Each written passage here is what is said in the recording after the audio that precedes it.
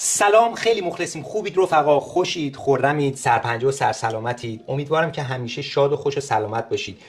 امروز ما اومدیم تو این ویدیو براتون کره بادوم زمینی بزنیم.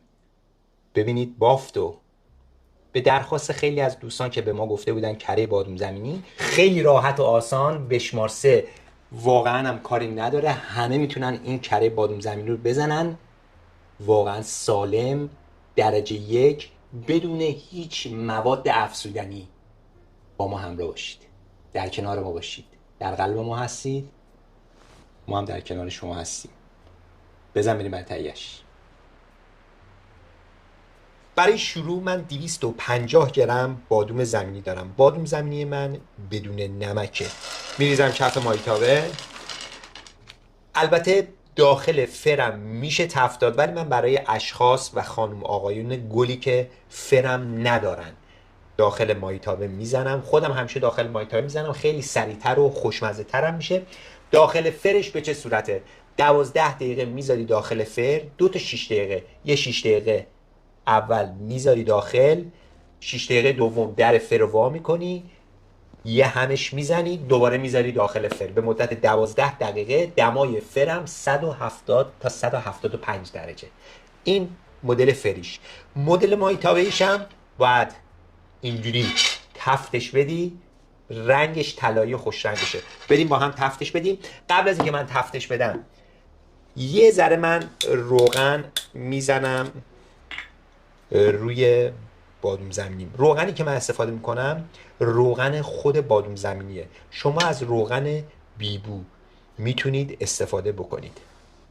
یه ذره روغن من میزنم، یه همش میزنیم، میره روی اجاق.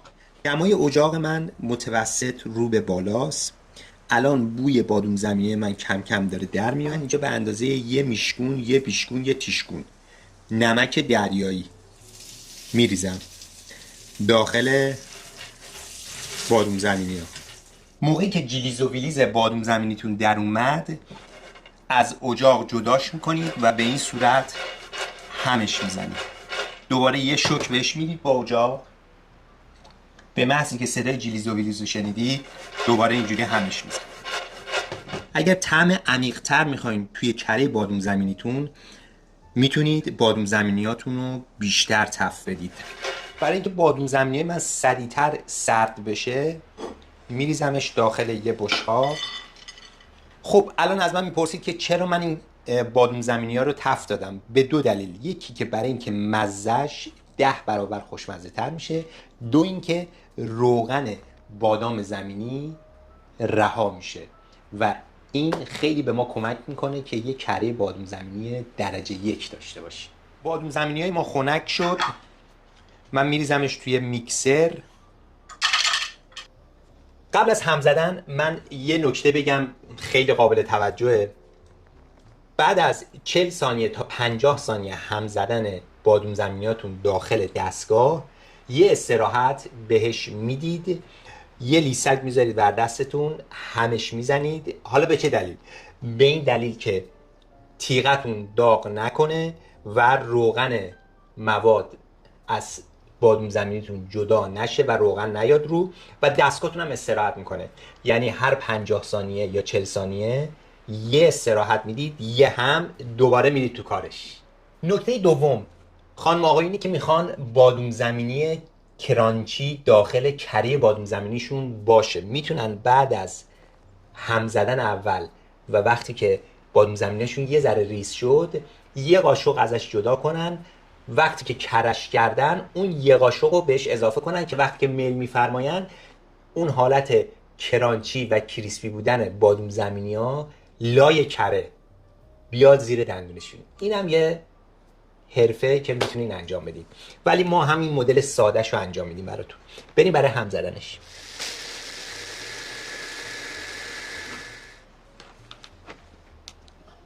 تو مرحله اول ببینید دوستای عزیز بادوم زمینیتون خورد شده الان و من یه همش میزنم.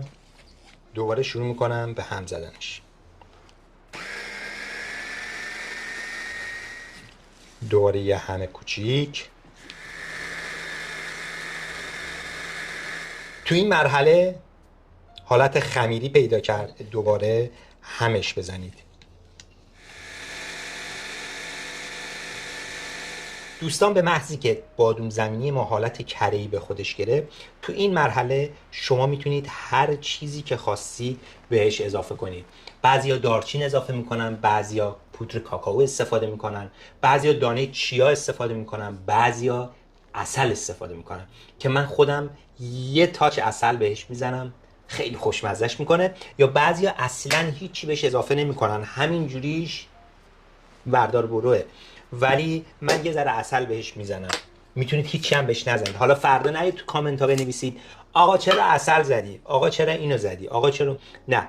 ببینید من الان عسل بکر میزنم، همین الان از کندو اومده، یه ذره عسل میزنم، خیلی خوشمزه میشه. من با دارچینش هم زدم، خیلی باحال شده. بعد از اضافه کردن هر طعمی که دوست داشتید، طعم زندگی بزنید اصلا داخلش، هر طعمی دوست داشتید بزنید داخل. 20 ثانیه کافیشه. من اینو انتقالش میدم داخل یه ظرف.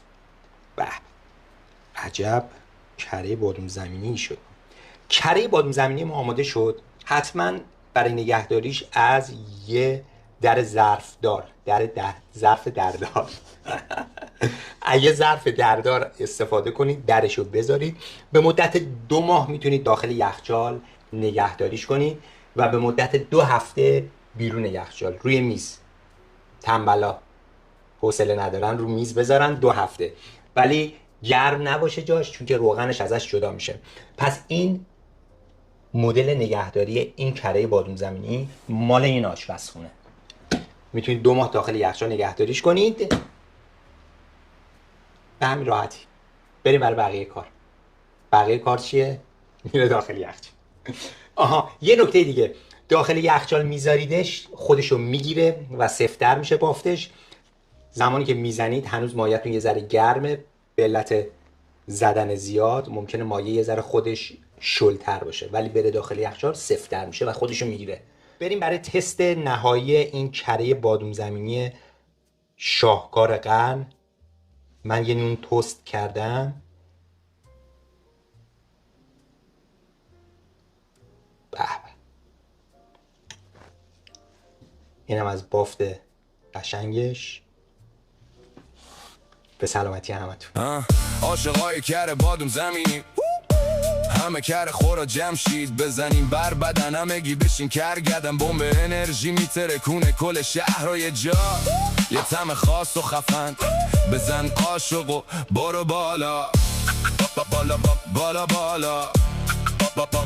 بالا بالا. واقعا خوشمزه شده بود این کره بادوم زمینی. بعضی کره بادوم زمینی‌هایی که از بیرون میگیری حالت گس مانند داره، من اصلا دوست ندارم، ولی این واقعا کره بود. کره. یعنی کسایی که کره خورن این کره بادوم زمینی رو حتما درست کنن تو خونه‌شون. خیلی لذت بخش بود و خیلی هم خوشمزه بود.